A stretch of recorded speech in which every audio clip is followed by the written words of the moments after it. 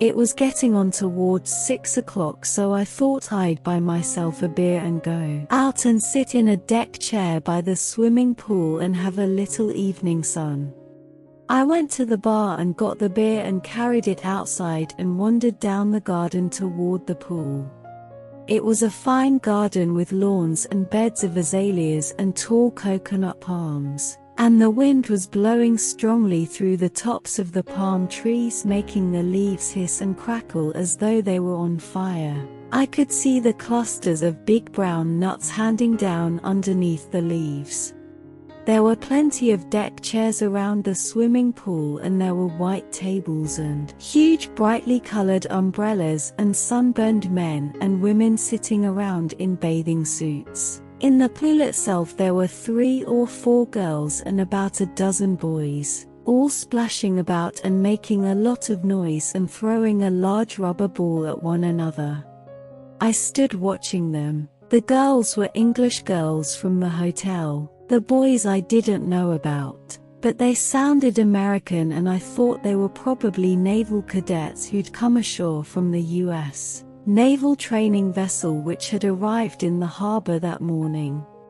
I went over and sat down under a yellow umbrella where there were 4 empty seats, and I poured my beer and settled back comfortably with a cigarette. It was very pleasant sitting there in the sunshine with beer and a cigarette. It was pleasant to sit and watch the bathers splashing about in the green water. The American sailors were getting on nicely with the English girls. They'd reached the stage where they were diving under the water and tipping them up by their legs. Just then I noticed a small, oldish man walking briskly around the edge of the pool. He was immaculately dressed in a white suit, and he walked very quickly with little bouncing strides, pushing himself high up onto his toes with each step. He had on a large creamy Panama hat, and he came bouncing along the side of the pool, looking at the people and the chairs. He stopped beside me and smiled, showing 2 rows of very small, uneven teeth, slightly tarnished. I smiled back. "Excuse please, but may I sit here?" "Certainly," I said, "go ahead." He bobbed around to the back of the chair and inspected it for safety. Then he sat down and crossed his legs. His white buckskin shoes had little holes punched all over them for ventilation. "A fine evening," he said. "They are all evenings fine here in Jamaica." I couldn't tell if the accent were Italian or Spanish, but I felt fairly sure he was some sort of a South American, and old too, when you saw him close, probably around 68 or 70. "Yes," I said, "it is wonderful here, isn't it? And who, might I ask, are all these? These is no hotel people." He was pointing at the bathers in the pool. "I think they're American sailors," I told him. "They're Americans who are learning to be sailors." "Of course they are Americans. Who else in the world is going to make as much noise as that?" "You are not American, no?" "No," I said, "I am not." Suddenly one of the American cadets was standing in front of us. He was dripping wet from the pool, and one of the English girls was standing there with him. "Are these chairs taken?" he said. "No," I answered. "Mind if I sit down?" "Go ahead."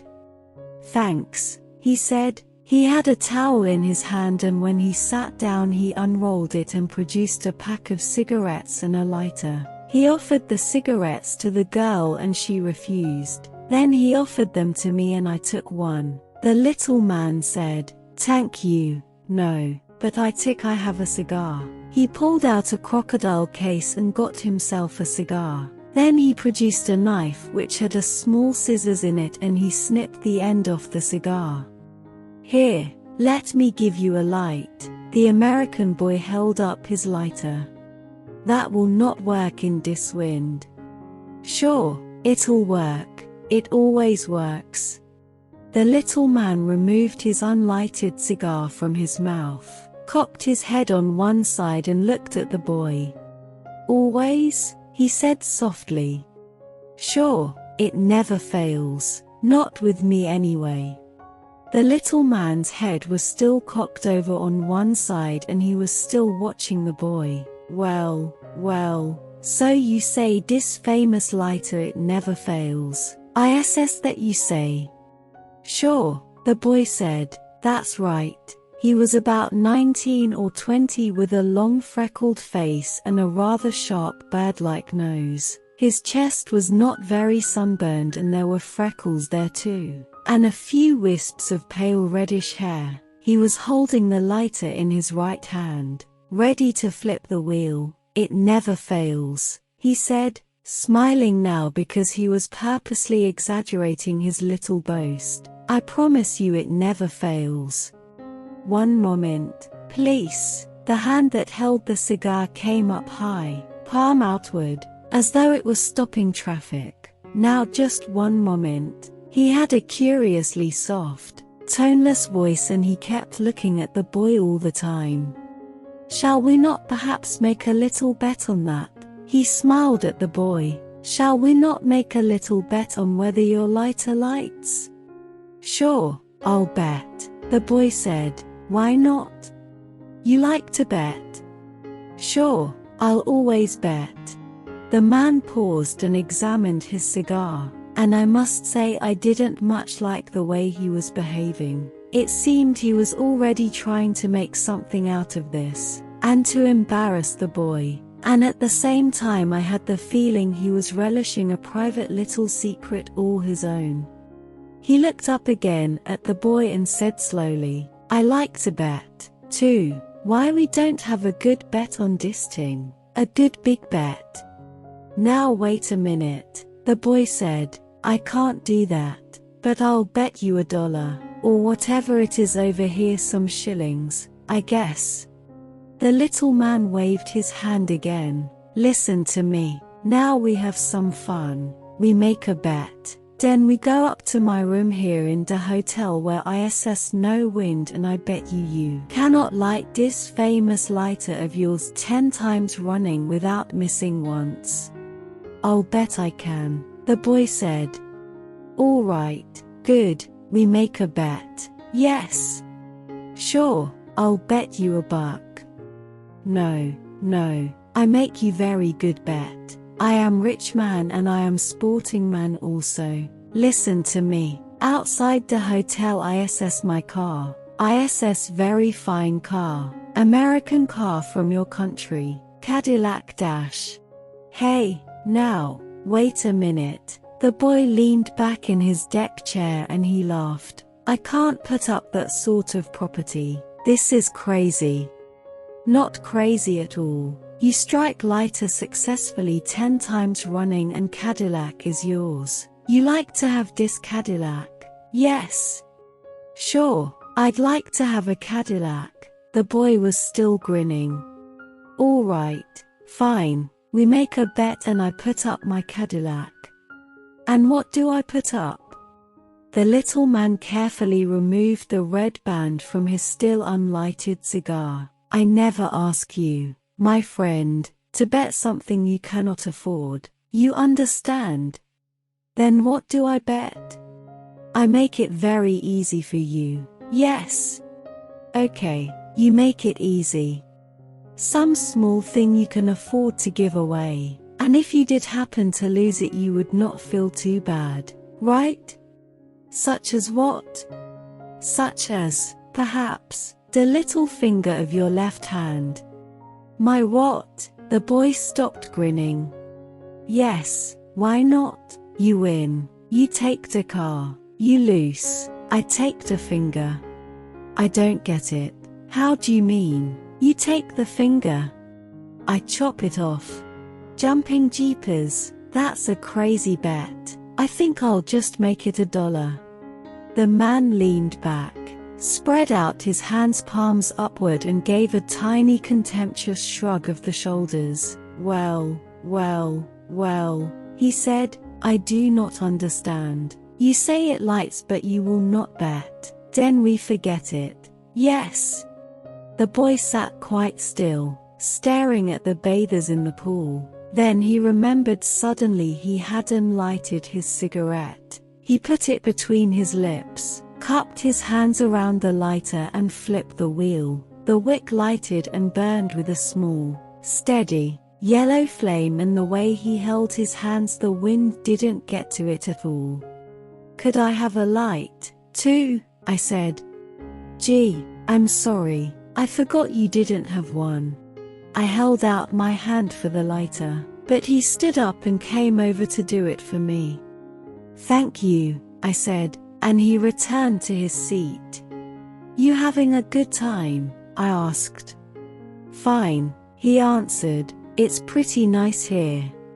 There was a silence then, and I could see that the little man has succeeded in disturbing the boy with his absurd proposal. He was sitting there very still, and it was obvious that a small tension was beginning to build up inside him. Then he started shifting about in his seat, and rubbing his chest, and stroking the back of his neck. And finally he placed both hands on his knees and began tapping his fingers against his kneecaps. Soon he was tapping with one of his feet as well. "Now just let me check up on this bet of yours," he said at last. "You say we go up to your room, and if I make this lighter light 10 times running I win a Cadillac. If it misses just once, then I forfeit the little finger of my left hand. Is that right?" "Certainly, that is the bet, but I think you are afraid." "What do we do if I lose? Do I have to hold my finger out while you chop it off?" "Oh, no, that would be no good, and you might be tempted to refuse to hold it out. What I should do, I should tie one of your hands to the table before we started, and I should stand there with a knife ready to go chop the moment your lighter missed." "What year is the Cadillac?" the boy asked. "Excuse, I not understand." "What year? How old is the Cadillac?" "Ah, how old? Yes, it is last year. Quite now car, but I see you are not betting man. Americans never are." The boy paused for just a moment and he glanced first at the English girl, then at me. "Yes," he said sharply, "I'll bet you." "Good." The little man clapped his hands together quietly. "Once." "Fine," he said, "we do it now. And you, sir," he turned to me, "you would perhaps be good enough to, what you call it, TOTO referee." He had pale, almost colorless eyes with tiny bright black pupils. "Well," I said, "I think it's a crazy bet. I don't think I like it very much." "Nor do I," said the English girl. It was the first time she'd spoken. "I think it's a stupid, ridiculous bet." "Are you serious about cutting off this boy's finger if he loses?" I said. "Certainly I am. Also about cutting off this boy's finger if he loses," I said. "Certainly I am. Also about giving him Cadillac if he win. Come now, we go to my room." He stood up. "You like to put on some clothes first?" he said. "No," the boy answered. "I'll come like this." Then he turned to me. "I'd consider it a favor if you'd come along and referee." "All right," I said, "I'll come along, but I don't like the bet."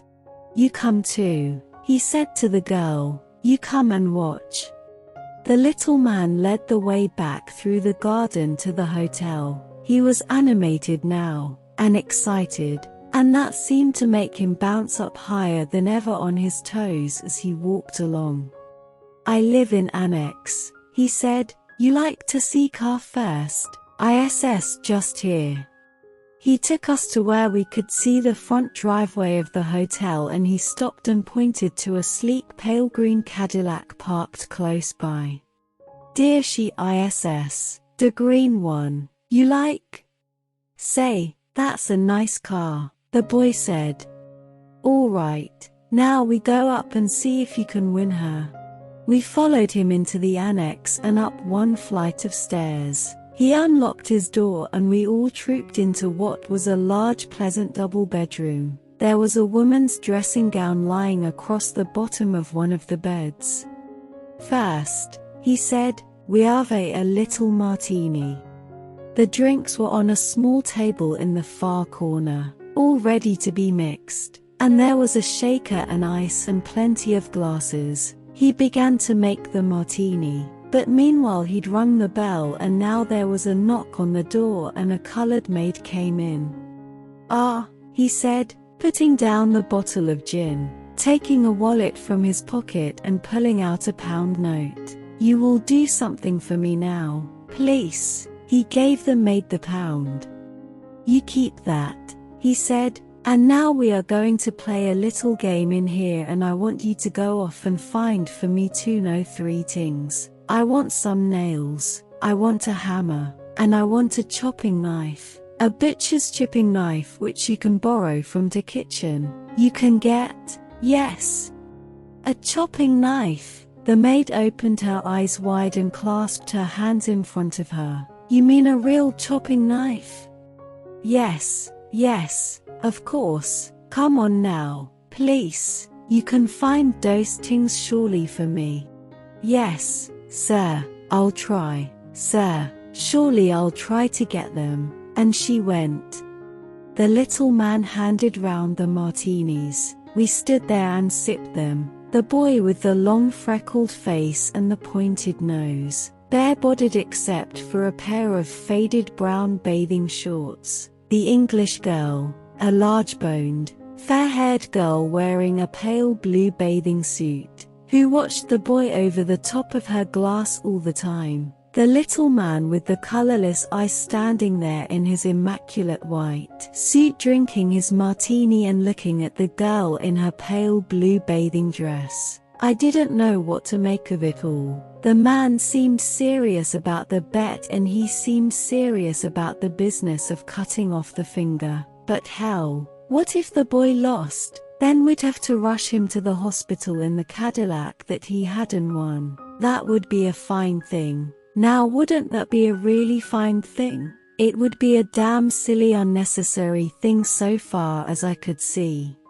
"Don't you think this is rather a silly bet?" I said. "I think it's a fine bet," the boy answered. He had already downed one large martini. "I think it's a stupid, ridiculous bet," the girl said. "What'll happen if you lose?" "It won't matter. Come to think of it, I can't remember ever in my life having had any use for the little finger on my left hand. Here he is." The boy took hold of the finger. "Here he is and he hasn't ever done a thing for me yet. So why shouldn't I bet him? I think it's a fine bet." The little man smiled and picked up the shaker and refilled our glasses. "Before we begin," he said, "I will present to the referee the key of the car." He produced a car key from his pocket and gave it to me. "The papers," he said, "the owning papers and insurance are in the pocket of the car." Then the colored maid came in again. In one hand she carried a small chopper, the kind used by butchers for chopping meat bones, and in the other a hammer and a bag of nails. "Good, you get them all. Thank you, thank you. Now you can go." He waited until the maid had closed the door. Then he put the implements on one of the beds and said, "Now we prepare ourselves. Yes, and to the boy, help me, please, with this table." We carry it out a little. It was the usual kind of hotel writing desk. Just a plain rectangular table about 4 feet by 3 with a blotting pad, ink, pens and paper. They carried it out into the room away from the wall, and removed the writing things. "And now," he said, "a chair." He picked up a chair and placed it beside the table. He was very brisk and very animated, like a person organizing games at a children's party. "And now the nails. I must put in the nails." He fetched the nails and he began to hammer them into the top of the table. We stood there, the boy, the girl, and I, holding martinis in our hands, watching the little man at work. We watched him hammer 2 nails into the table, about 6 inches apart. He didn't hammer them right home. He allowed a small part of each one to stick up. Then he tested them for firmness with his fingers. Anyone would think the son of a bitch had done this before, I told myself. He never hesitates. Table, nails, hammer, kitchen chopper. He knows exactly what he needs and how to arrange it. And now, he said, all we want is some string. He found some string. All right, at last we are ready. Will you please to sit here at the table? He said to the boy. The boy put his glass away and sat down. Now place the left hand between these 2 nails. The nails are only so I can tie your hand in place. All right, good. Now I tie your hand secure to the table so. He wound the string around the boy's wrist, then several times around the wide part of the hand. Then he fastened it tight to the nails. He made a good job of it, and when he'd finished there wasn't any question about the boy being able to draw his hand away, but he could move his fingers. Now please, clenched a fist, all except for the little finger. You must leave the little finger sticking out, lying on the table. Excellent, excellent. Now we are ready. With your right hand you manipulate the lighter, but one moment, please. He skipped over to the bed and picked up the chopper. He came back and stood beside the table with the chopper in his hand. We are all ready, he said. Mr. Referee, you must say to begin. The English girl was standing there in her pale blue bathing costume right behind the boy's chair. She was just standing there, not saying anything. The boy was sitting quite still, holding the lighter in his right hand, looking at the chopper. The little man was looking at me. Are you ready? I asked the boy. I'm ready. And you? To the little man. Quite ready, he said, and he lifted the chopper up in the air and held it there about 2 feet above the boy's finger. Ready to chop. The boy watched it, but he didn't flinch and his mouth didn't move at all. He merely raised his eyebrows and frowned. All right, I said, go ahead. The boy said, will you please count aloud the number of times I light it? Yes, I said, I'll do that. With his thumb he raised the top of the lighter, and again with the thumb he gave the wheel a sharp flick. The flint sparked and the wick caught fire and burned with a small yellow flame. 1, I called. He didn't blow the flame out. He closed the top of the lighter on it and he waited for perhaps 5 seconds before opening it again. He flicked the wheel very strongly and once more there was a small flame burning on the wick. 2. No one else said anything. The boy kept his eyes on the lighter. The little man held the chip up in the air and he too was watching the lighter. 3, 4, 5, 6, 7. Obviously it was one of those lighters that worked. The fling gave a big spark and the wick was the right length. I watched the thumb snapping the top down onto the flame, then a pause, then the thumb raising the top once more. This was an all-thumb operation. The thumb did everything. I took a breath, ready to say 8. The thumb flicked the wheel, the flint sparked, the little flame appeared. 8, I said, and as I said it the door opened. We all turned and we saw a woman standing in the doorway, a small, black-haired woman, rather old, who stood there for about 2 seconds then rushed forward shouting, Carlos, Carlos! She grabbed his wrist, took the chopper from him, threw it on the bed, took hold of the little man by the lapels of his white suit and began shaking him very vigorously, talking to him fast and loud and fiercely all the time in some Spanish-sounding language. She shook him so fast you couldn't see him anymore. He became a faint, misty, quickly moving outline, like the spokes of a turning wheel. Then she slowed down and the little man came into view again, and she hauled him across the room and pushed him backward onto one of the beds. He sat on the edge of it, blinking his eyes and testing his head to see if it would still turn on his neck.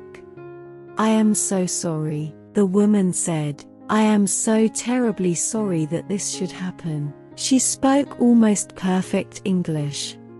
"It is too bad," she went on. "I suppose it is really my fault. For 10 minutes I leave him alone to go and have my hair washed, and I come back and he is at it again." She looked sorry and deeply concerned.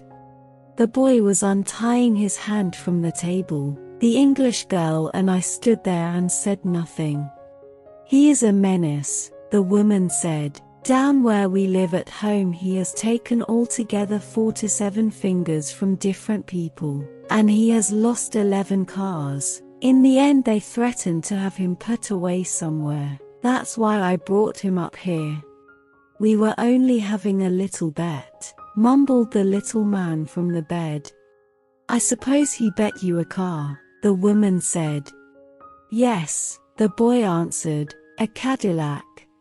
"He has no car, it's mine, and that makes it worse," she said, "that he should bet you when he has nothing to bet with. I am ashamed and very sorry about it all." She seemed an awfully nice woman. "Well," I said, "then here's the key of your car." I put it on the table. "We were only having a little bet," mumbled the little man. "He hasn't anything left to bet with," the woman said. "He hasn't a thing in the world, not a thing. As a matter of fact, I myself won it all from him a long while ago. It took time, a lot of time, and it was hard work, but I won it all in the end." She looked up at the boy and she smiled, a slow, sad smile, and she came over and put out a hand to take the key from the table. I can see it now, that hand of hers. It had only one finger on it, and a thumb. And that's the story of The Man from the South by Roald Dahl. We hope that this video has helped you improve your English and enjoyed the story at the same time. If you did, don't forget to like and subscribe for more videos like this. We have many other stories that we can't wait to share with you. So stay tuned and keep learning with us. Thank you for watching.